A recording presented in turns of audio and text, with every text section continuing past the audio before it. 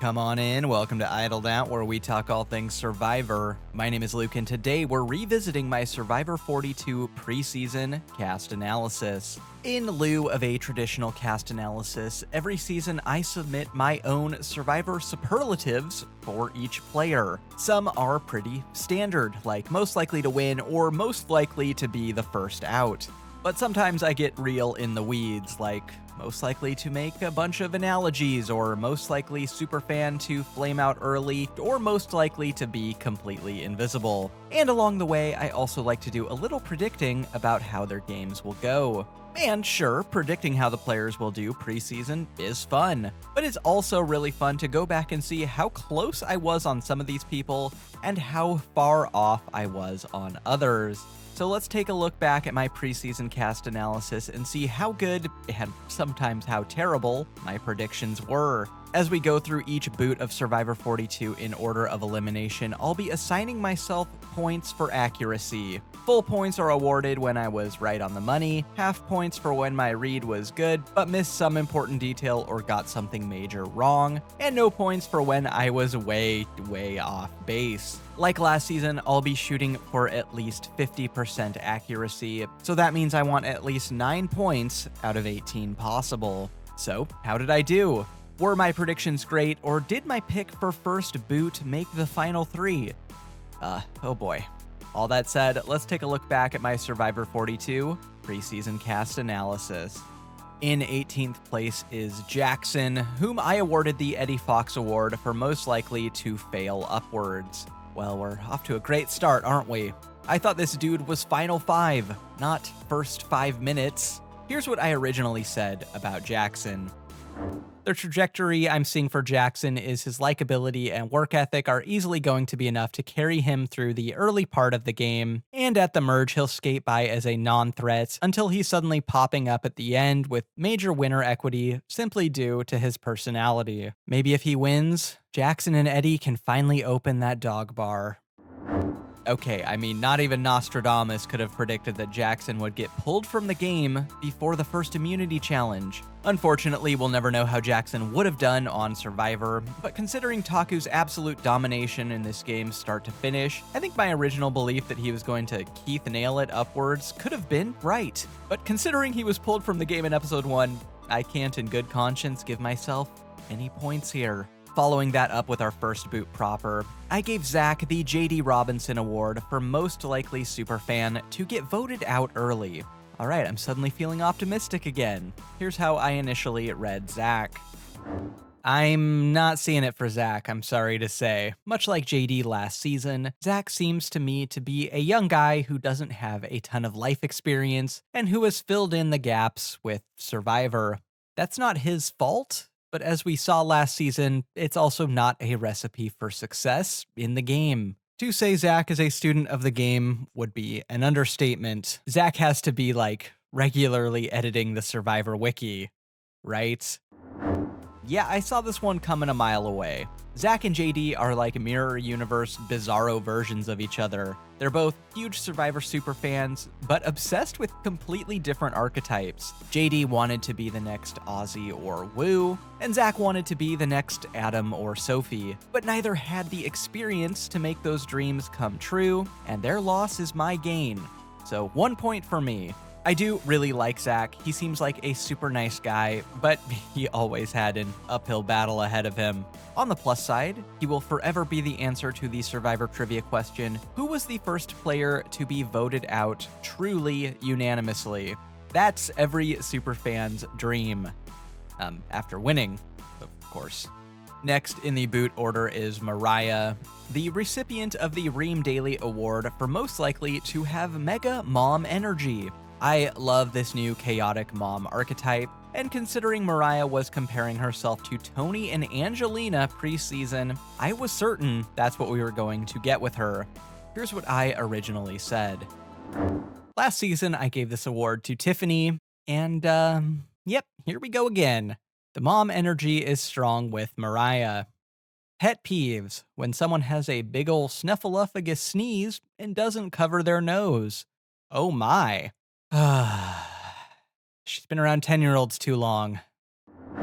I wanted chaotic mom flameout from Mariah. Her preseason interviews had that written all over it. And while I did accurately predict that she was not long for this game, Mariah was way more grounded than I ever would have imagined. I actually found her normalness frustrating. Where was the Tony meets Angelina combo I was promised? Don't tease me like that, Mariah. I think on a tribe with more under 30s, Mariah probably does a lot better connecting with the group and is able to use her mom powers to get a little further. Like, I could totally see a Mariah and Zack alliance. It would be Tommy and his mommy 2.0, but probably with a less gross name. But as we saw, she wasn't chaotic and she wasn't particularly motherly, so I'm taking the L on this one.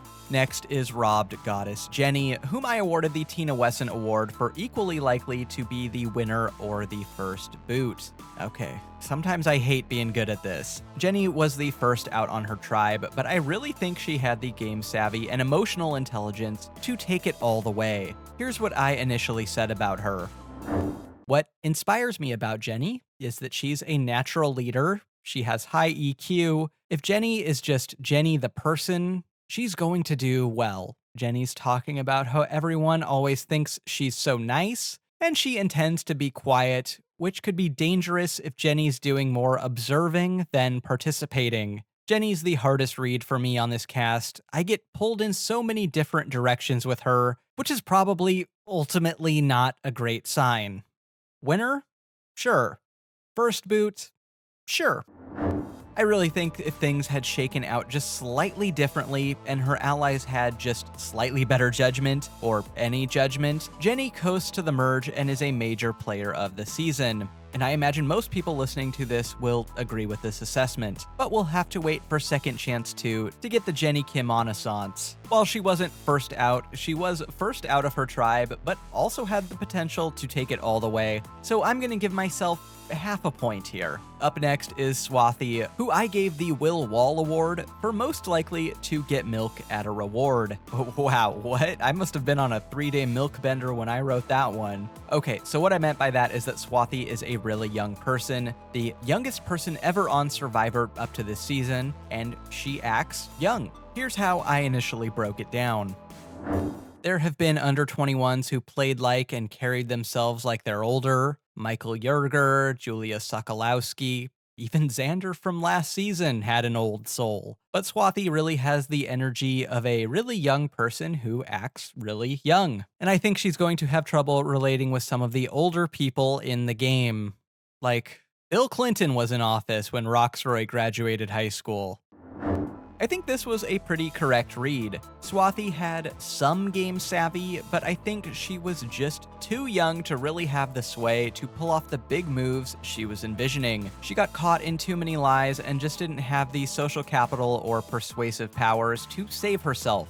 Although, to her credit, she was one of the better players of all the people who played Survivor in their teens. Swathi at 29 would be a deadly Survivor player. Swathi at 19, though, not so much. Full point here. Our next pre-merger is Daniel, winner of the Jacob Derwin Award for most likely to implode early. Yeah, I'm gonna go ahead and say full point for me here. Although props to Daniel, he lasted way longer than I thought he would. I have expected Daniel to bumble his way out of the game before it even started, Melissa McNulty style. Here was my original read on Daniel. He's really fun, but he's coming into Survivor way too prepared. He's got this obsession with lowering his threat level. It comes up multiple times in each interview. And maybe I'm wrong, but do you need to? Buddy, you worked on the Jeb Bush campaign. I think Daniel's probably going to come into Survivor way too hot, realize it fairly quickly, but by then it'll be too late. His best bet for survival, manifest some of that patented low energy from his pal Jeb, and just lay low for a bit. Yeah, nailed it. All this pre-game prep was probably the last thing Daniel needed to be doing for Survivor. There is such a thing as being over-prepared. Case in point. If I were him, I would have started with simply not losing everything all the time. How does this poor guy even find the keys to leave his house? Our final pre-jury player is Lydia, who I awarded the Katie Gallagher Award for funniest losing finalist. Here's how I initially thought Lydia would do. Yep, I found her. It's It's Gen Z, the person. She's super out of her element heading into Survivor, but really charming. And if she can turn little sister mode on, I don't think she'll have trouble making friends or allies in those crucial early days where I think she's going to be most in danger. That said, Lydia's biggest obstacle in the game is going to be herself. Lydia thinks she's going to play like Tom Westman, but yeah, not the Palau finalist I'd compare her to. So Lydia did not make Final Tribal Council. She didn't even make the jury. But I was correct that she was largely a comic relief sort of character. Unfortunately, because of her early exit and her elimination not having a huge impact on the game, we didn't see a ton of Lydia on the show as presented. Unfortunately for me though, that means no points. We're at the jury proper now, and our Ponderosa mayor is Chanel, whom I gave the Michelle Fitzgerald Award for most likely to end up on the challenge. Chanel was probably the most hyped player preseason, and on paper, it's easy to see why. She just has that good at Survivor look, you know? Even I bought it. Here's what I said. At least on paper, Chanel is an almost perfect Survivor contestant, which explains her crazy levels of preseason hype. It's hard for me to imagine a scenario where Chanel doesn't make the merge at least. I think she's going to be one of the major players of the game. Okay, obviously Jonathan is the most likely Survivor 42 player to end up on the challenge. Chanel, somewhat surprisingly, didn't make a huge impact on the season other than accidentally getting Jenny voted out, which was probably not the trajectory most people had planned for her preseason. While I wouldn't be shocked by a challenge invite for Chanel if CBS sees some untapped potential, I don't think she's one of the top draws on the board to get that phone call, so no points again. Next is the coveted Purple Kelly Award for most likely to be completely invisible, which I gave to Roxroy. Now, I was half memeing here. When the cast was initially leaked out, internet sleuths could literally not find a photo of Roxroy on the internet. We didn't know what he looked like until the cast reveal proper. Nonetheless, I made my bed and now I have to lie in it. Here's how I initially read Rox. I think he's going to play a super straight up, honest, providery, likable dude game. But I also get the impression that Roxroy is going to be chronically out of the loop on his tribe. Not a big mover and shaker, but lovable and useful enough that he's keyed in on what's going on by his allies. We might get like Roxroy fishing montage in episode 3 or something. Then he'll pop back up an episode before his early to mid-merge boot to remind us he's there. Roxroy was the honest, out-of-the-loop, hardworking dude on his tribe, but he wasn't really the lovable, Nasir type I was envisioning, nor was he invisible by any stretch of the imagination. He was definitely one of the most visible Ika players pre-merge, and he even got the big hourglass smash moment. There's no way they'd under-edit someone who got to do that. Right? But I can't give the most invisible player award to a guy who averaged more than 2 confessionals per episode, so my points here are as non-existent as I thought Roxroy's edit would be. Moving on to Tori, I'm actually glad I was wrong on this one. I gave her the Molly Byman Award for most likely to be targeted as Parvati 2.0. Here's what I said about Tori preseason. Women under 30 and getting targeted for their appearance. Name a more iconic duo. I'm really hopeful that Tori gets to actually play the game rather than get targeted as Parvati 2.0 for no reason, like so many other young women have in the past 10 years. I really don't think Tori is as perceptive as she thinks, and if left to her own devices will probably gloriously over-scheme and overplay herself out of the game at some point. Let's just hope she gets that chance. I wanted to be wrong here, and thankfully I was. Hopefully we really are beyond the Parvati 2.0 era. As for Tori, she wasn't as train wrecky as I was expecting, but she was chronically on the bottom of Ika for overplaying and chronically getting caught in lies, then chronically weaseling out of elimination at the 11th hour, which is about what I was expecting if she could get out of Parvati's shadow. Half a point. I do wish we could have gotten more from Tori. Her going home quietly in a split tribal council just doesn't really sit right with me, you know? A player as chaotically scrappy as Tori deserves a wild blaze of glory for her exit. or at least to ask for someone's jacket. Maybe next time. Next up is Hai, whom I gave the Ricard Foyer Award for most likely to be a him Spradlin. Here's what I said about Hai in my initial assessment. A him Spradlin is a guy who, like Kim, just has that indefinable Survivor winner look. You just look at them and say, yeah, that guy is great at Survivor. An 8 out of 10 at least in every category. Like, look at Hai and tell me he's not making a deep run. What insane sequence of events would lead Hai to an early exit? Things will have to go completely sideways for him for that to happen. You know, I'm gonna give myself full marks here. Although Hai was on the bottom of Vati originally, he managed to turn his minority position into genuine domination of the tribe, eliminate his biggest threat, and keep his closest ally in the game, all from the bottom. He just ticked all those him Spradlin boxes for me, good to great in every element of the game, but ultimately undone in the mid to late merge as a schemer who is just too noticeably sneaky. I'm not sure someone so outwardly duplicitous can win in this new era, but if Ricard and Hai are anything to go by, they'll continue to be major players and stars of the season. Next is Drea, the recipient of the Natalie Anderson Award for Biggest Challenge Beast. So, Jonathan and Lindsey were the obvious challenge beasts on this season, but I think the rest of my analysis of Drea was almost there. Here's how I read her. Drea's obviously a super physically strong person, and it seems like much of her strategy is going to revolve around that. I think she'll be a leader, but not the one crunching the blindside numbers. I will be very shocked to see Drea go out anywhere that isn't like 12th place to 8th place. And I'm just not feeling the social or strategic elements necessary to successfully navigate a hostile post-merge as a major threat.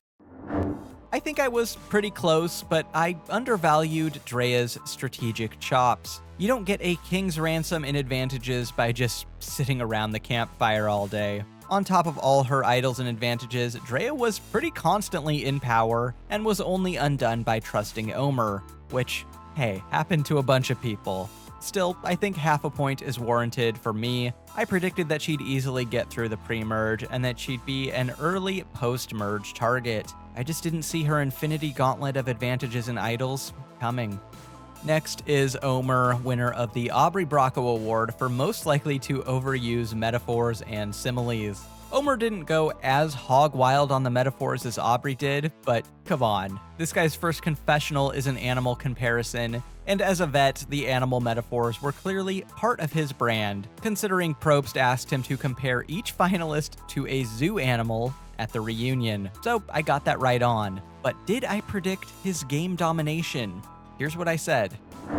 I was initially down on Omer because he's kind of got this faint whiff of cockiness to him and was favorably comparing himself to all these big Survivor legends. But after giving him a second look, I think Omar is going to do really well in the game by bringing some fun Rob Sesternino energy to camp. He's definitely a dark horse pick to win. Where's the lie? Until his demise, Omer was the strategic king of the season, and if not for Marianne pulling off the move of the season and wiping him out, I think he walks away with the Survivor 42 crown if he could win over the bitter Bettys on the jury with a good final tribal performance, which I think he could. Just say you're a pigeon who turned into an eagle or something. Full points on this one. Entering the finale now, we have Lindsey, who I gave the Sandra Diaz-Twine Award for most likely to win it all. Lindsey was my winner pick, and I gotta say, just like with my winner pick Shan for Survivor 41, I'm pretty happy. It's tough to accurately pick one person out of 18 as the winner, and while neither Shan nor Lindsey actually won, they were both major players of the season and the people to beat on the island until their eliminations. Here's what I saw in Lindsey that made me pick her. When I read Lindsey's profile, one word jumps out to me: Jersey. But when I reread it, another word jumps out to me: authentic. Lindsey is just unapologetically herself. You know what you're getting with her, and you know what you're getting is real. And the real her is really likable. I think Lindsey is the perfect mix of game savvy, athletic, and personable. Plus, New Jersey has a randomly great track record on Survivor. She didn't walk away as Lindsey Dolkashowicz, but her making Final 5 and having genuine winner equity in the game, and a pretty spot-on read of her is enough for me to give myself half a point, just like I did with Shan last season. Not sure what's going on over there, but you can always bet on Jersey to do well in Survivor. Moving on to our Final 4 fire-making loser, Jonathan. I gave him the Joe Anglem Award for least likely to own a shirt. Yeah, Jonathan and shirts didn't get along. Even when he had a shirt, it looked like some sort of Fred Flintstone-looking thing, so yeah, full points over here. But predicting that a guy with basketball-sized pecs won't be wearing a turtleneck on Survivor isn't exactly the hardest call in history. What else did I say? Does he own a shirt? Will this guy ever put on a shirt? Did he have to specifically buy a shirt to get on the plane to go to Fiji? When you're the token shirtless dude on the cast, you've pretty much got a one-way ticket to the merge, which is where I expect Jonathan to land in the game. I'm not getting Final 4 vibes nor major winner equity from him, but I do think he'll be a bigger strategic force than some surfer bros of years past. But really, how many shirts does he own? Oh my god, Past Luke, why did you say that Final 4 thing? I was otherwise right on the money. Jonathan was not a big strategic threat as I predicted, nor was he really a social one. It appears that he actually might have been drawing dead in any final tribal combination, so I had things right there. But screw it, I'm giving myself a full point for Jonathan because even though I did say he wouldn't make Final 4, I was right on basically all other accounts. Plus, dude really does just hate shirts. We're at our final 3 now, and what better award to give Romeo than the Francesca Hoagie Award for most likely to be the first boot. Wow, amazing read, past me. Reading his bio and listening to his interviews, I have absolutely no emotional response. I feel nothing one way or another. If anything, he comes off cold and kind of indecisive. I think Romeo's going to struggle to endear himself to his tribe and won't have the social capital to save himself when the target inevitably lands on him for challenge performance or for trying to pull off some heretofore unseen in Survivor history amazing early blindside. Romeo had a shockingly strong pre-merge game, possibly the best on Ika, but he just couldn't gain any traction in the back half. And at a certain point, everyone just started factoring him into their endgame plans as the GOAT. His post-merge game was a genuine roller coaster. He was on the outs initially and scrambled to get back in, then kinda gave up halfway through, but then picked it back up at the final 6 or so, trying to finish strong with a really super believable fake idol. I wish I could give myself a full point here because the exact qualities I saw in Romeo at the start were the qualities that failed to get him any jury love or post-merge traction, but I can't. Wherefore art thou my points? Not here. Our runner-up, Mike, received the Tom Laidlaw Award for most likely to be way too loyal. Here's what I said about Mike pre-season.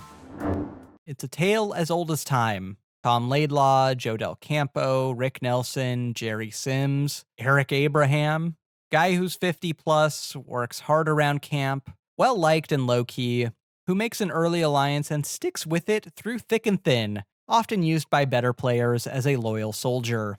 This kind of player either finishes in the top 5 with their alliance, or the bottom 5 as a pre-merge boot. Unfortunately for my predictions, I thought Mike would be an early boot rather than an endgamer, but he did hang his hat on loyalty just as I thought he would. But there's a twist with Mike. Unlike the other super loyal older men I mentioned, Mike had a habit of betraying his closest allies left and right and making huge promises he literally could not keep.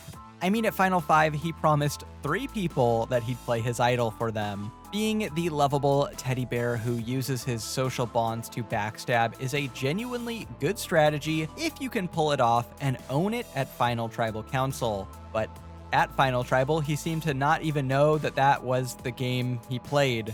And speaking of not knowing things, I'd love to give myself half a point for predicting that Mike's brand would be loyalty, but he wasn't way too loyal. He was way too loyal and then way too not loyal. 0 points. Moving on to our winner, Marianne. I said she was most likely to win the Sia Award. To briefly explain this bizarre piece of Survivor lore, the musician Sia is a big Survivor fan. Across Survivor's 30s, she'd just show up at reunions and write checks to her favorite players, who tended to be the Tys, Donathans, and Janets of the world. The super lovable fan favorite types, but also occasionally players who champion causes close to her heart, like animal rights or social justice. She's never given money to a winner because, they just won $1 million, but everyone else is fair game, it seems. If Marianne finished in any position except first, I have no doubt that she walks away with the Sia Bucks. But Marianne just had to go and win, and Sia came out of Sia Award retirement last week and gave the Sia Bucks to Drea. Now, I don't think it's necessarily that tough of a call to think that Marianne would have been a fan favorite, but what did I think of her game sense?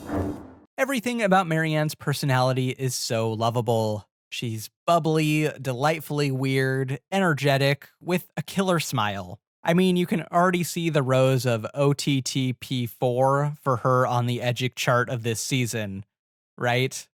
Usually, fan favorite and actually good at Survivor are like oil and water, but I think Marianne has a good enough strategic head on her shoulders to have a lot of success in the game. I think Marianne's going to be one of the characters of the season as long as she's there, which I think might be a lot longer than many people think.